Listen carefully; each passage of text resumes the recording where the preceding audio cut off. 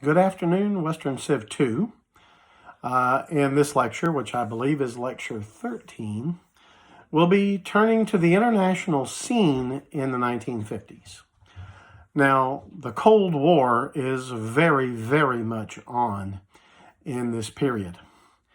1950 to 1953 saw the Korean War, where the United States and our allies under the UN flag fought to defend South Korea against the aggression of North Korea, and then the North Koreans were joined by the Communist Chinese, the People's Republic of China, in this titanic battle that ended in a stalemate, in a draw, in almost exactly the same place where it started, came to a close in 1953 with an armistice, not a peace treaty, but an armistice. So that one major hot war of the Cold War would begin the decade of the 1950s. Dwight Eisenhower became president in January of 1953. But the same year would see the death of Joseph Stalin. Stalin had been the dictator of the Soviet Union for a quarter century, since the late 1920s when he consolidated his power. He ruled with an iron fist over the Soviet Union. The late 1930s would see him destroy thousands of people, kill thousands of people who he thought might be a political threat to him. He staged what were known as show trials in the West. These were things that purported to be legal trials, but the outcome was predetermined. These men and women were all going to be executed as enemies of the state because Joseph Stalin wanted them dead. But these things were filmed, they were played on the radio for the Soviet audience to hear these alleged crimes, almost all of which were completely trumped up out of nothing. Stalin wanted them dead, but he also wanted to spread fear that opposing him in any way could get you killed. And so people, in order to save their families' lives, they might be executed or sent out to labor camps or something. In order to save their lives, they would confess to crimes they never committed. So Stalin purged thousands of people he thought might rival him inside the Communist Party of the Soviet Union in the late 1930s in the show trials then. But the 30s had seen the Soviet Union grow economically. The 1930s had been a Great Depression in the West. The capitalist system teetered and almost fell in the Great Depression of the 1930s, but actually the Soviet Union grew economically because it was a command economy and it was almost completely cut off from the outside world. So the fact that America and Germany and Britain and France were having a tough time economically meant almost nothing inside the Soviet Union because they were cut off from the world.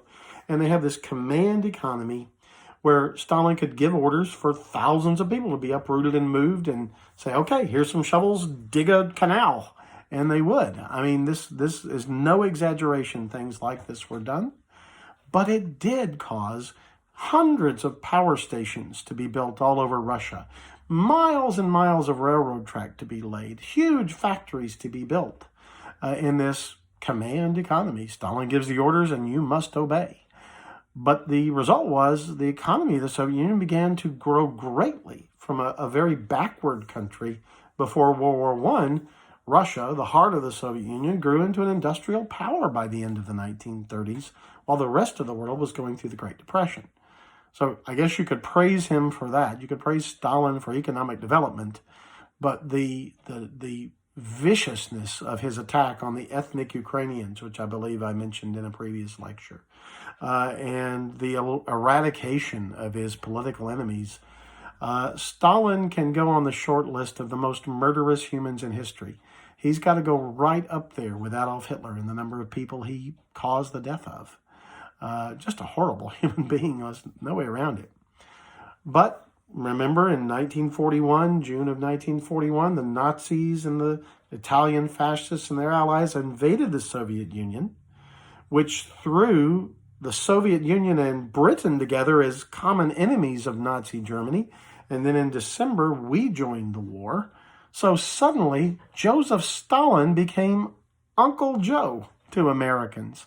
this gallant Russian ally fighting the Nazis alongside us.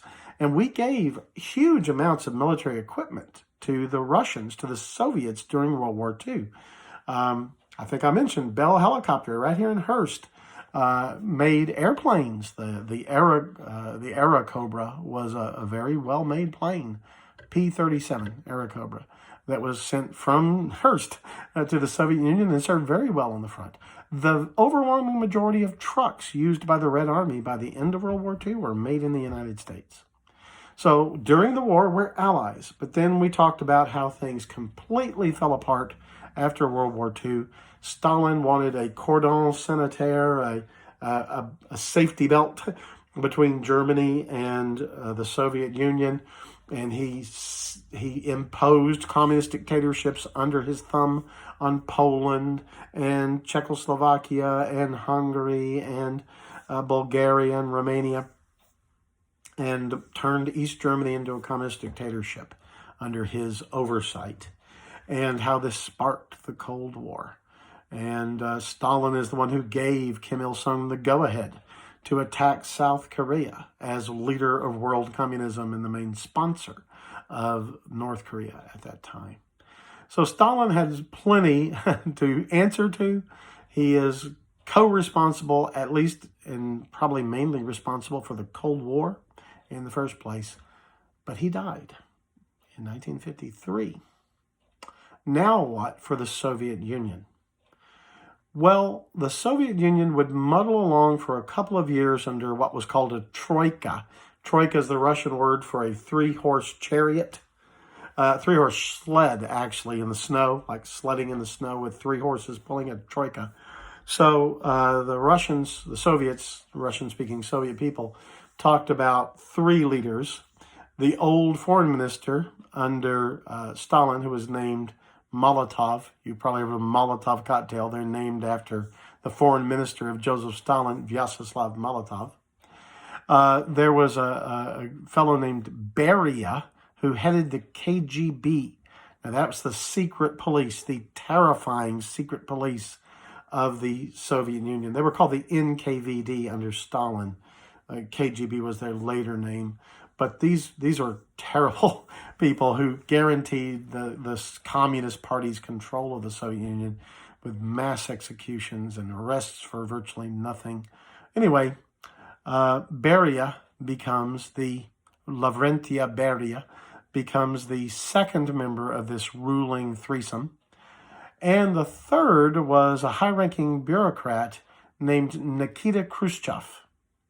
So Molotov, Beria, and Nikita Khrushchev were the three-man team that led the Soviet Union for a while. Finally, Molotov and Khrushchev were able to push Beria out and get him arrested. That took some doing. I wouldn't have moved against the head of the KGB myself, but they did, and they succeeded. And then Molotov was a very old man, retired, leaving the general secretaryship of the Communist Party to Nikita Khrushchev. Nikita, by the way, Nikki. You might think I've actually met some girls in America named Nikita, but in Russian, Nikita is a man's name. Nikita Khrushchev was now the head of the Soviet Union. By late 1954, he was the sole leader of the Soviet Union. And then he shocked his country and the world. At a secret meeting of the Supreme Soviet, the leadership of the Communist Party, the broad leadership of many hundreds of leaders of the Communist Party of the Soviet Union, Nikita Khrushchev gave what became known as the secret speech. It was intended only for the ears of top party leaders. But in the secret speech, Nikita Khrushchev spoke openly of the horrors that Joseph Stalin had inflicted on the Soviet people. While Stalin reigned supreme, you couldn't tell a joke about him without going to a labor camp. I'm not joking. I mean, you told a joke about him, you are off to 10 years hard labor. He would truck no criticism. He would truck not even polite jesting about himself. People were shot in the head for criticizing him by the hundreds. And Nikita Khrushchev, now that he is dead and the people who are most his closest supporters have been pushed out of the party, told the party that they were through a nightmare, that Stalin had been responsible for the deaths of tens of millions, and that nightmare was over. And he said that there would be a new day for communism in the Soviet Union, and it would not be based on terror like Stalin's had been. Now that speech was supposed to be secret, but it did leak. It leaked to the United States, and we broadcast it to the world. Because here was the leader of the Soviet Union admitting his predecessor, Joseph Stalin, had been a monster like Hitler. And we had hoped that this would be a sign the Soviet Union was going to open up and be less aggressive, and maybe the Cold War would ease or even end. There was a brief time of hopefulness. But it turns out that Nikita Khrushchev wasn't really a major reformer. Things eased very slightly. Yes, people did not get sent by the hundreds of thousands to labor camps anymore. But it was nothing like a free society. You criticize the government, you're in trouble. And yeah, people were not executed by the thousands in the back of buildings with a pistol to their head.